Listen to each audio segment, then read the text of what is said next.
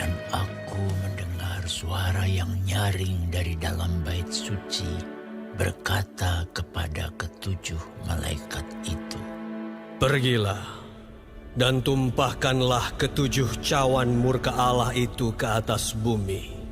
Maka pergilah malaikat yang pertama, dan ia menumpahkan cawannya ke atas bumi. Maka timbullah bisul yang jahat dan yang berbahaya pada semua orang yang memakai tanda dari binatang itu dan yang menyembah patungnya. Dan malaikat yang kedua menumpahkan cawannya ke atas laut. Maka airnya menjadi darah, seperti darah orang mati, dan matilah segala yang bernyawa yang hidup di dalam laut. Dan malaikat yang ketiga menumpahkan cawannya atas sungai-sungai dan mata-mata air, dan semuanya menjadi darah. Dan aku mendengar malaikat yang berkuasa atas air itu berkata, "Adil Engkau yang ada dan yang sudah ada, Engkau yang kudus, yang telah menjatuhkan hukuman ini. Karena mereka telah menumpahkan darah orang-orang kudus dan para nabi, Engkau juga telah memberi mereka minum darah. Hal itu wajar bagi mereka."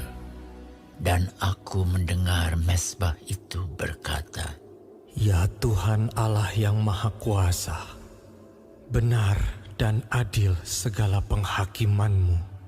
Dan malaikat yang keempat menumpahkan cawannya ke atas matahari, dan kepadanya diberi kuasa untuk menghanguskan manusia dengan api.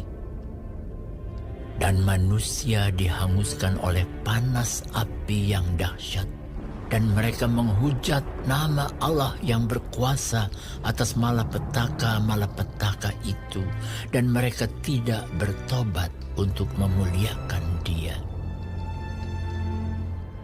Dan malaikat yang kelima menumpahkan cawannya ke atas takhta binatang itu, dan kerajaannya menjadi gelap, dan mereka menggigit lidah mereka karena kesakitan, dan mereka menghujat Allah yang di sorga karena kesakitan dan karena bisul mereka. Tetapi mereka tidak bertobat dari perbuatan-perbuatan mereka. Dan malaikat yang keenam menumpahkan cawannya ke atas sungai yang besar, sungai Efrat. Lalu keringlah airnya, supaya siaplah jalan bagi raja-raja yang datang dari sebelah timur. Dan aku melihat dari mulut naga, dan dari mulut binatang, dan dari mulut nabi palsu itu keluar 3 roh najis yang menyerupai katak. Itulah roh-roh setan yang mengadakan perbuatan-perbuatan ajaib. Dan mereka pergi mendapatkan raja-raja di seluruh dunia untuk mengumpulkan mereka guna peperangan pada hari besar, yaitu hari Allah yang Maha Kuasa. Lihatlah, aku datang seperti pencuri. Berbahagialah dia yang berjaga-jaga dan yang memperhatikan pakaiannya, supaya ia jangan berjalan dengan telanjang dan jangan kelihatan kemaluannya. Lalu ia mengumpulkan mereka di tempat yang dalam bahasa Ibrani disebut Harmagedon. Dan malaikat yang ketujuh menumpahkan cawannya ke angkasa, dan dari dalam bait suci kedengaranlah suara yang nyaring dari takhta itu. Katanya, "Sudah terlaksana." Maka memancarlah kilat dan menderulah bunyi guruh dan terjadilah gempa bumi yang dahsyat seperti belum pernah terjadi sejak manusia ada di atas bumi. Begitu hebatnya gempa bumi itu.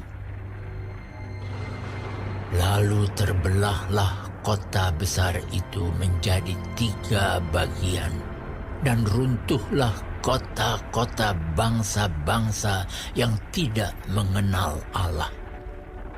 Maka teringatlah Allah akan Babel yang besar itu untuk memberikan kepadanya cawan yang penuh dengan anggur kegeraman murkanya.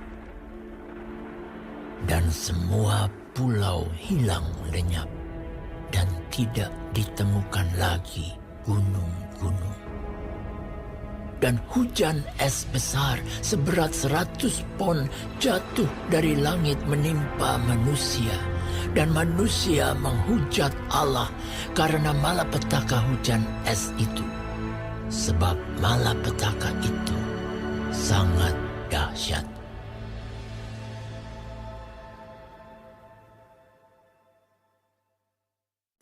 Shalom semua jemaat Tuhan. Kembali kita di dalam pendalaman Alkitab Clear Sight. Sekarang kita sudah memasuki kitab Wahyu 16. Tuhan Yesus memberkati. Di ayat 1 dikatakan, "Dan aku mendengar suara yang nyaring dari dalam bait suci berkata kepada ketujuh malaikat itu, Pergilah dan tumpahkanlah ketujuh cawan murka Allah itu ke atas bumi." Ketujuh cawan murka Allah telah dimulai, ditumpahkan tepat sebelum Kristus kembali ke dunia ini. Perang dunia yang hebat dan besar akan terjadi menjelang berakhirnya hukuman itu. Hukuman yang lebih hebat dan berat dan dahsyat dibanding dengan hukuman-hukuman yang sebelumnya. Bila kita perhatikan ketujuh cawan murka Allah ini, ada kemiripan dengan tulah-tulah yang ditimpahkan kepada bangsa Mesir. Cawan murka Allah yang pertama mirip dengan tulah ke-6 atas Mesir, membuat orang-orang yang memiliki tanda binatang itu menderita karena bisul yang jahat dan berbahaya. Ketika cawan kedua dicurahkan, hampir sama dengan tulah pertama di Mesir. Laut kelihatan seperti darah orang mati. Semua yang hidup di dalamnya mengalami kematian.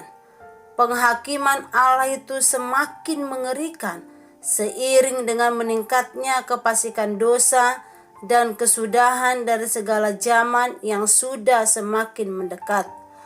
Murka Allah bukan lagi memakai sepertiga alam, melainkan seluruh alam semesta.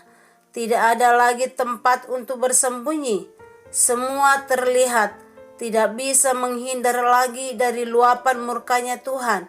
Dan ini ditujukan kepada musuh Allah sebagai pembalasan atas darah para martir yang telah mereka curahkan. 7 murka Allah ini mirip dengan tulah di Mesir pada zaman Musa. Semua yang tidak mau menaati Tuhan, yang mengikuti iblis dan segala mujizat palsunya akan binasa oleh murka Allah. Meskipun sedemikian dahsyatnya murka Allah itu tidak membuat mereka bertobat sedikit pun. Mereka malah menghujat Allah. Di ayat 11 dikatakan, "Dan mereka menghujat Allah yang di sorga karena kesakitan dan karena bisul mereka, tetapi mereka tidak bertobat dari perbuatan-perbuatan mereka." Betapa ngeri dan dahsyatnya murka Allah itu serta akibat yang terjadi. Untuk kita orang percaya, pengikut Kristus yang setia, Tuhan mendesak kita dan menghibur kita. Di ayat 15 dikatakan, "Lihatlah, aku datang seperti pencuri. Berbahagialah dia yang berjaga-jaga dan yang memperhatikan pakaiannya, supaya ia jangan berjalan dengan telanjang dan jangan kelihatan kemaluannya. Berjaga-jaga senantiasa, sebab murka Allah itu seperti pencuri yang kita tidak tahu kapan waktunya datang. Berjaga-jaga, taat dan setia, dan menjaga hidup kudus. Bila kita melihat kejahatan yang semakin biadab dan ada banyak tekanan secara rohani, umat Tuhan ada beberapa yang dilarang beribadah. Semua itu ada waktunya. Kelak akan dimusnahkan dan ditiadakan oleh murkanya yang adil. Sebagai umat Tuhan yang hidup di zaman ini, Allah tidak bercanda ketika sedang memberikan penglihatan ini kepada Yohanes. Ini diberikan supaya kita mawas diri dan sadar, supaya kita tetap setia, taat, menjaga hidup kita kudus. Berjaga-jagalah, karena iblis tidak senang kita dekat dengan Tuhan.